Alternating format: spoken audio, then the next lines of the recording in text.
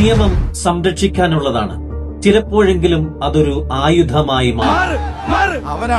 അവനെ ശിക്ഷിക്കണം. ഞാനൊന്നും ചെയ്തിട്ടില്ല. ഒരു വാക്കിന്റെ മൂർച്ചയിൽ മുറിവേൽക്കുന്നത് ഒരാളുടെ അന്തസ്സും ജീവിതവുമാണ്. ചതിയുടെ പത്മവ്യൂഹത്തിൽ കുടുങ്ങിപ്പോകുന്ന പുരുഷായുസ്സുകളുടെ കഥ.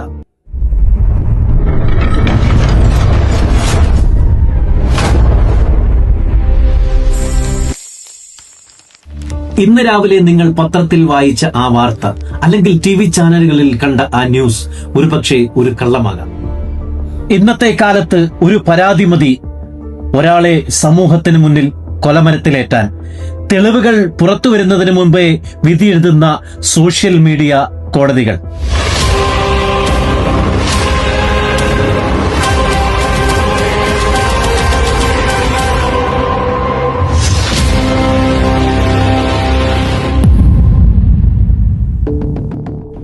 സത്യം ചെരുപ്പിടുമ്പോഴേക്കും കള്ളം ലോകം ചുറ്റിയിട്ടുണ്ടാകും.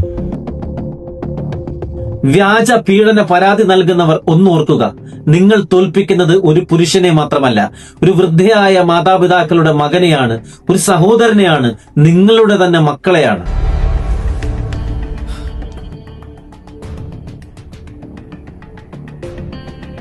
തെറ്റു ചെയ്യാതെ കുറ്റവാളിയാക്കപ്പെടുന്നതിന്റെ വേദനയോളം വരില്ല മറ്റൊന്നും. നിശബ്ദമാക്കപ്പെട്ട തേങ്ങലുകൾക്കും നഷ്ടപ്പെട്ട കരിയറിനും ആര് മറുപടി പറയും?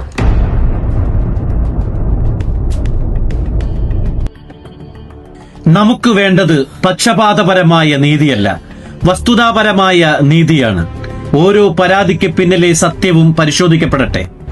കണ്ണടച്ചൊരാളെ ക്രൂശിക്കുന്നതിന് പകരം നമുക്ക് സ്വയം ചോദിക്കാം, അടുത്തത് ഞാനോ അല്ലെങ്കിൽ നിങ്ങളോ ആകില്ലെന്ന് എന്താണ് ഉറപ്പ്?